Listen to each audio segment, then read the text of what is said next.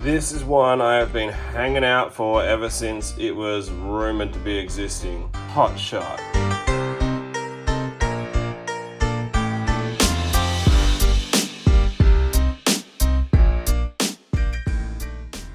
My good God, that is a tidy head sculpt. So much attitude, so crisp. It might almost be, I'd put him in running for like top 10 crispest head sculpts of Sage for sure. Like, I'm pretty sure because of the painted plastic, he does literally have eyeliner on, which, you know, just leans into the character. No one knows how fast I can go, and then I'm different now. Like, it almost looks cell shaded, or like it's been like wet brushed or something, but it's literally just all the lines in it are so sharp and so crisp that he just looks dynamically lit from almost every friggin' where. Articulation is pretty well what you would expect if you have Hound, or actually any of the Sage figures for that matter. They all move pretty well.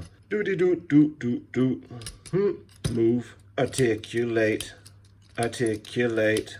Oh boy, I can't wait to meet Hound. I hope he's impressed with my new form.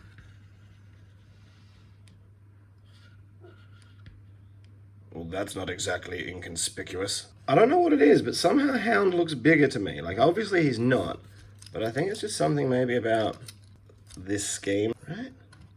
Right? I guess he's got a blockier head, but even his shoulders seem higher. Am I crazy?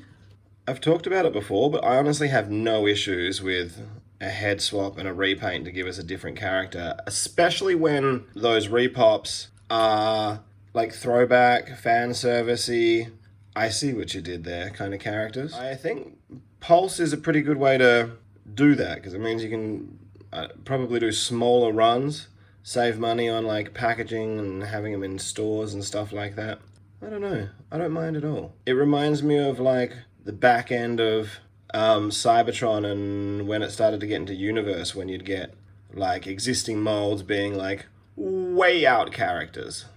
And I can't think of a much better example than Long Rack, like taking, what was he, Beast Wars Neo, Beast Wars 2 character, and then reimagining him and giving him another mode, like a Cybertronian vehicle mode. That's freaking cool. I can get behind that. That's why I would love to get, remember the BotCon set that was Cybertron modes for all the Beast Wars characters? Like, I've lusted after that. This same mold that was Dinobot for so long. God, I would love that figure. Anyway, I digress.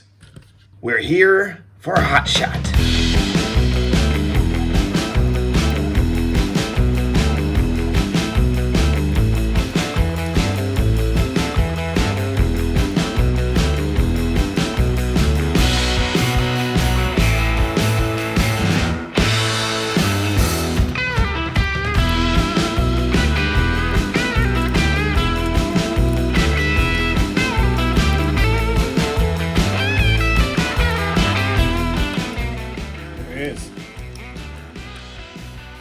Jeepers Creepers.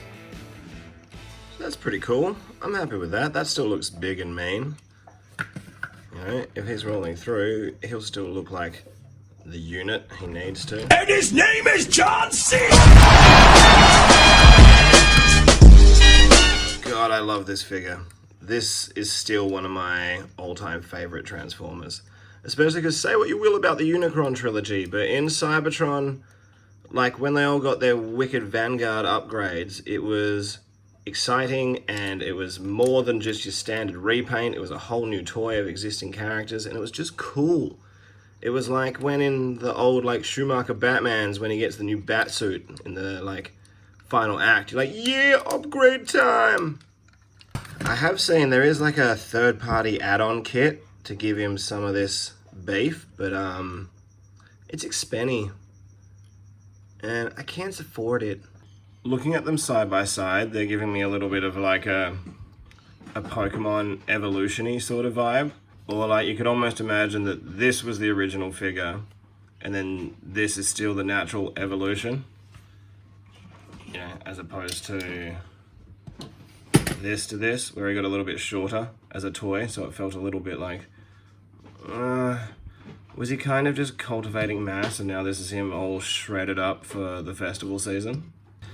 If somehow people are unfamiliar with this figure, like, I know he already looks pretty extremely tank, but he's just loaded with secret missile pods, which just feels so, like, anime to me.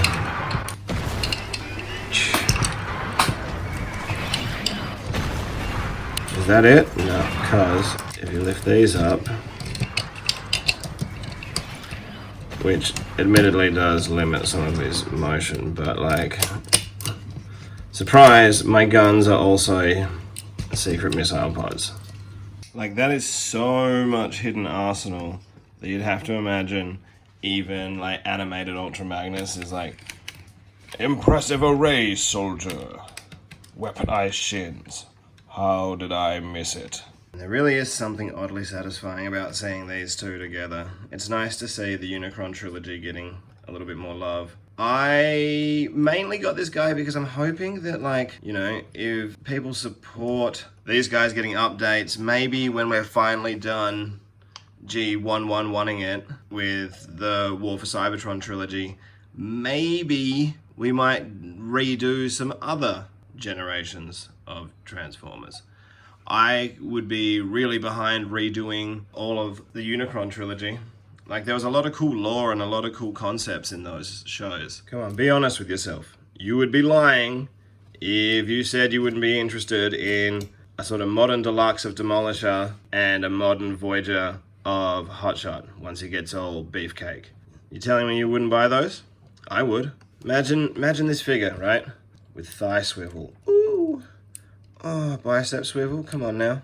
Even a waist, you'd get a waist in there now. Ankle tilts, come on, it'd be great. It'd be so good. Actually, while we're on it, how is this not a obvious one? This feels like some pretty low-hanging fruit to me in terms of like slight repaints and remolds. You could save the money on doing a different head and just do a different hood cover, and you've got one of the coolest characters in Armada. Get your head in the game, Hasbro. Now, he may not be quite as jacked as his original iteration was, and I believe I may have the answer to that problem. Let's beef him up. Do-do-do-do. Beef him up. Is it just me, or do they look like they could be part of, like, the same team? Like, they're units that should be assigned to him in the first place, despite their difference in faction.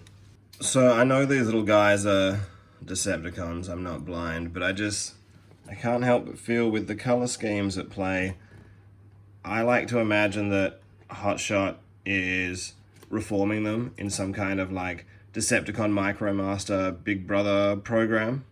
I also feel like paired up in the weapon mode, it helps him recapture a little bit of his former ballistic glory.